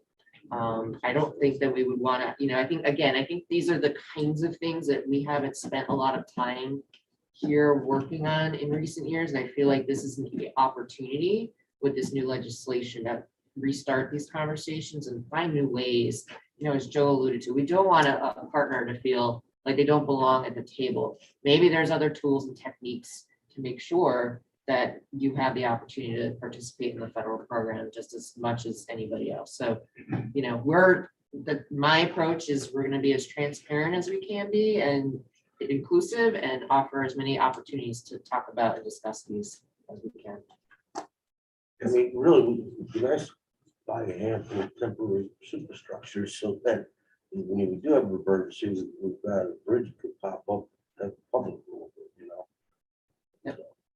And, maybe there's some strategies that you could be teaching others, Well, that could be considered as a set aside, an emergency set aside. Yep. Where you have these contingencies considered and certain percentage of the funding is put toward that for critical issues as they develop. And with what was just said about design is, we've been able to use set aside to do design. You have to commit to design and construction all at once. So if we set up a set aside, bridge, roadway design set aside, mega project set, Greg, Sandy and I and Bob were kind of talking about this. It's like the model that we've used to leverage a really high amount of money can happen here. And there is, with the new transportation bill, there's going to be a lot of roadway and bridge money. A lot of it's going to be competitive though. So if there's a set aside created where it's design of these different projects are put in, then we're going to be more competitive to get that money rather than have it go to Boise, Idaho, or whatever region throughout the United States. But the design money, there needs to be a chunk of money set aside to do the design of the Correct. So we'll move on. Thank you for the good conversation. Yeah, tips, project selection moves is next, item 5C on our agenda, summary of the 5-year 2019-24 tip selection moves, the table I saw it on the screen. It's our advanced agenda. It's a 1 page with a brown bar at the top. And then Jacob, you're going to help us with an overview? Yep. So again, this is the summary of our project selection changes since the last meeting. And so these are typically our small dollar amount changes or schedules moving around to meet the sponsor's needs. So since October 27th, and I guess I should point out too, the dates here, we're typically going by when the mail out happened. So the dates are kind of in odd places.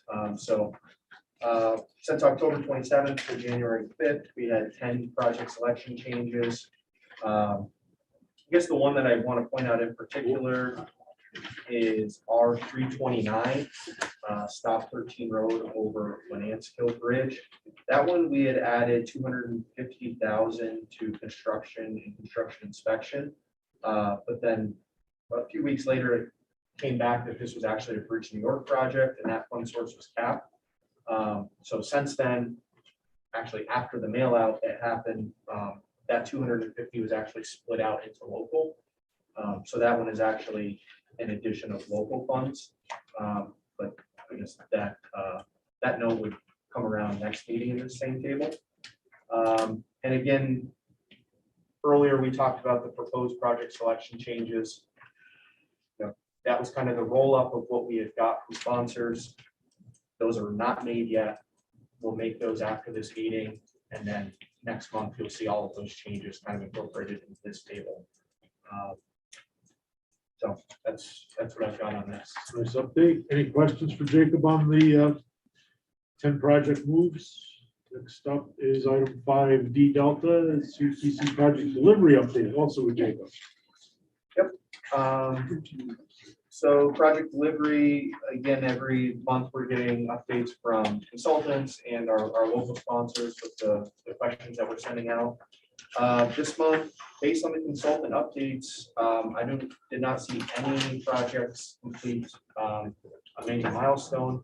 Again, that's, we don't get updates on every project, so not to say that something could have been missed. Next month, we really just did do a kind of a big extensive, let's say, update. I've reached out to every sponsor to get the latest on their projects. But even though we did that, we're still going to continue with our project delivery updates. So next month, I'm going to be sending out my questionnaire to our 3 sponsors, Town of Colony, Town of Edinburgh, and CDTA. So even if you think that I just reached out to you for updates, I did, and I'm sorry, but I'm going to have to do more. So keep an eye out for those emails, and that's just kind of our ongoing data collection on existing projects. So, Any questions on the project update? Toolbox. Okay, next up is DOT project delivery schedule. Is it Rob or Greg you want to do again? Yeah, I actually didn't really bring much on that topic since this is gonna be a long meeting, so next meeting we'll have a preview of the following fiscal year, our RD commitment list. I didn't really bring anything because it's a long meeting. Thank you. Welcome to tip time. Very good. CDTC, Sandy, anything to add? I'm showing on screen and in the room here our status of all of our local and regional planning initiatives. We still have a lot of consultant work going on in the region. 6 active linkage program planning studies, 3 of which have barely just begun. We have a couple of technical assistance projects that are wrapping up. And we have about 10 regional initiatives, what we call them regional initiatives, but range from Patroon Creek Greenway to the bus lane feasibility study to the start of the 378 bridge study. So we have a lot of studies going on in the region. I mentioned that only because as I build our new planning work program for next year, because of the amount of existing consultant commitments, it's already really cut into my budget for next year. So when we talk about the UPWP at the next meeting, I'll have more detail, but unfortunately it will limit to some degree the amount of new activities that we can add, even with the increase in planning funds we've received as a result of the infrastructure bill. Because we do recognize that there's some need, and we talked a little bit about the TIP and infrastructure costs that we need to put some resources towards. So just wanted to keep that in mind, and I will stop there. Very good. Next item, status of regional and local. We still want to do this about 1:15. We'll be brief. Regional Planning Commission, is Mark still on the line? Mark? What? Anyone else for regional planning for a quick update? We'll move to Ross and CDTA. I'm all set. Thanks, Ross. Good man. DOT, Greg, Bob, and Dad. We're still hunting and pecking for any engineers willing to work for us, so anyone knowing someone graduating, UPEs, anyone, although I know, speaking to a room full of people recruiting too, so.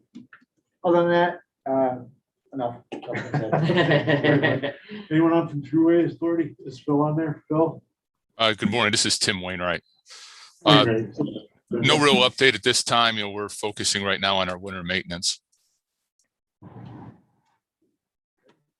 Very good. Is that it? That's it. Very much. It's nice right on the Thruway. All right. Albany County Airport Authority. Very briefly, we're suffering at the airport, down at 67% of pre-pandemic. It's a combination of Omicron and staffing issues, and the system's pretty volatile and stuff. And supply chain issues, everyone's sharing the pain. So we're still on a little bit of a tight spot at this month anyway, and it's not looking good but I'm still convinced 2022 must be better. Can't be worse. Thanks for flying Albany. Let's see, Port District, anyone on? Tony or? I just wanted to mention that if you don't already know, Tony Bassel has retired. Oh, wow. So we will be getting a new representative from the port, yet to be identified, but if you see Tony out and about, wish him well. Wow, missed the memo. It kind of surprised me with that one. I didn't know he was retiring until after our last meeting. Quite an active promoter of freight. That's great. Wish him the best. All right, upcoming meetings, February 2nd is our next tentative. Tentative. So stay tuned. Keep your Wednesdays free in February, please, everyone. February 8th is Spike Ped. And with that, we do need a motion to adjourn. Motion by Randy Milano, second by Adam Miguelski. All in favor? Aye. Thank you. Happy January. Everyone stay well. Thank you Happy for New Year, your excellent everybody. support for regional transportation. Thank you. Have a good afternoon. Yes, you too.